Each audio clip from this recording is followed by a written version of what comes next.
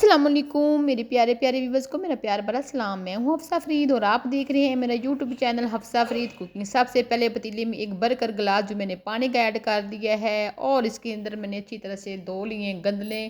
तोरिए का साग बना रही हैं, तोरिए के गंदले हैं 5 किलो मैंने वो लिए हैं। इसके अंदर मैंने एक मेथी की गुटी डाली है, थोड़ा सा मैंने इसके अंदर बाथू डाला है और थोड़े से बाकी पत्ते जो हैं, और आधा गुटी जो मैंने पीलक की भी डाली है। वो जो है गाँव में से मिल जाती है, यहाँ शहरों में मंडियों में वो मुझे नहीं मिली थी, तो वो मैंने वहाँ से वो भी मंगवाई है। एक गुटी पीलक की भी मंगवाई है और एक मैंने यहाँ पर मूली डाल रही हूँ। मूली के डालने का फ़ायदा ये है कि जो जो हम साग खाते हैं तो मैदे में जलन होती है ना, वो हमें जलन नहीं होगी। ये इसलिए मैं ये आपको बताते चलूँ कि साग के अंदर एक मूली ज़रूर डाला करें।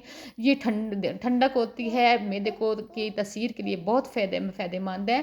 तो यहाँ पर मैंने मूली भी एक डाली है और सारा जो साग इसके अंदर ऐसे कर रही हूँ। अभी मैंने इसके अंदर पालक जो है वो ऐड नहीं की है, क्योंकि मेरे पास यहाँ साग काफ़ी सारा बना रही हूँ, तो इसलिए पतीला मैंने इतना बड़ा लिया है, फिर भी जो पालक की गुंजाइश नहीं है।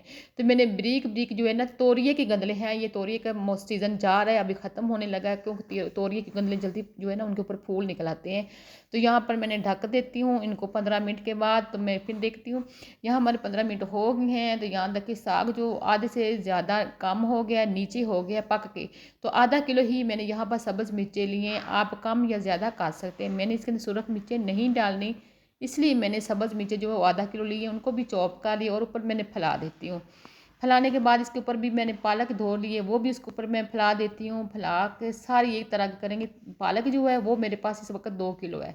अब हम ढक के रख देते हैं। बाकी चीज़ें जो बाकी इसके अंदर डालूंगी वो भी मैं आपको आगे बताती हूँ। तो यहाँ पर हमारी पालक भी रेडी हो गई है। इसके ऊपर मैं 3 से 4 चम्मच भर का जो है मैं नमक डाल रही हूँ।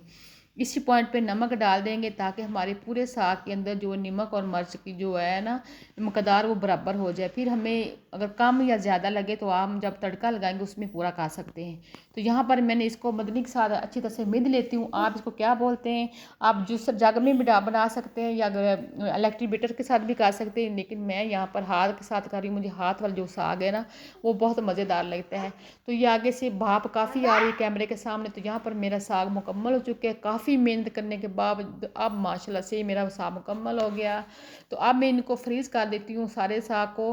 तो यहाँ पर मेरे पास छोटे छोटे मैंने डब्बे रखे हुए हैं, जितनी मुझे ज़रूरत है तो एक डब्बा निकालूंगी और इस्तेमाल कर लेंगे। तो इसी तरह से सारे डब्बे को मैंने फ्रीज़ कर लिया साग को। तो बाकी को हम थोड़ा सा तड़का लगा लेते हैं। तो यहाँ पर मैंने मेरे पास मक्खन है, पैन में डाला है और मैंने साथ थोड़ा सा मैंने लहसुन का तड़का लगा रही हूँ। लहसुन भी डाल दिया है, थोड़ा सा इसको कड़कड़ाने की ताकि हमने एक जो मीडियम प्याज है वो भी डाल देती हूँ और 3 से 4 सब्ज़ मिर्चें मैं यहाँ पर और ऐड कर देती हूँ। मैंने सुरख मिर्चें बिल्कुल यहाँ पर इस्तेमाल नहीं कर रही। और एक ही मीडियम जो है मैंने टमाटर ऐड कर रही हूँ, थोड़ा सा मैंने हल्दी ऐड की है। इन सारी चीज़ों को अच्छी तरह की बुनाई कर लेते हैं।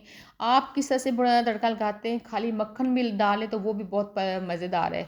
इसके साथ अब हमारे काफ़ी सारा धनिया ऐड कर दिए है। सब्ज़ धनिया की जो है खुशबू वो है अलग। हालांकि मैंने साग में भी सब्ज़ धनिया डाला है, यहाँ भी डाल रही हूँ। वहाँ मैंने पालक के अंदर वो काफ़ी सारी चीज़ें डाली हैं मैं आपको जो बताई है। तो यहाँ पर अपनी मर्ज़ी के मुताबिक हम साग ऐड कर लेते हैं जितना हमें चाहिए। मैंने तड़का लगा लिया है। आगे मैं चीज़ इसके अंदर जो ऐड करने जा रही हूँ वो सबसे ज़्यादा ज़रूरी है, तो वो भी मैं आपको आगे जाके दिखाती हूँ। तो यहाँ पर हमारा जो साग है वो रेडी हो चुका है तकरीबन। यहाँ पर हम जो फ्लेम है हम अपनी ऑफ कर देते हैं और साग हमारा रेडी हो गया है। आगे हम इसको डिश आउट करते हैं। तो बिस्मिल्लाहिर्रहमानिर्रहीम, यहाँ पर हम अपना साग जो डिश आउट कर लेते हैं। तो प्लीज़ अगर मेरी रेसिपी पसंद आई हो तो प्लीज़ लाइक और शेयर ज़रूर करिएगा और मक्की के रोटी के साथ भी इसको खाइएगा और इसके ऊपर मक्खन डालकर भी खाना। मक्खन ज़रूर डालना और मुझे अपनी दुआओं में भी याद रखना। नई वीडियो के आने तक इजाज़त दें, अपना भी ख्याल रखें और मक्खन डालकर साग भी खाएं। अल्लाह हाफिज़। नई वीडियो के आने तक।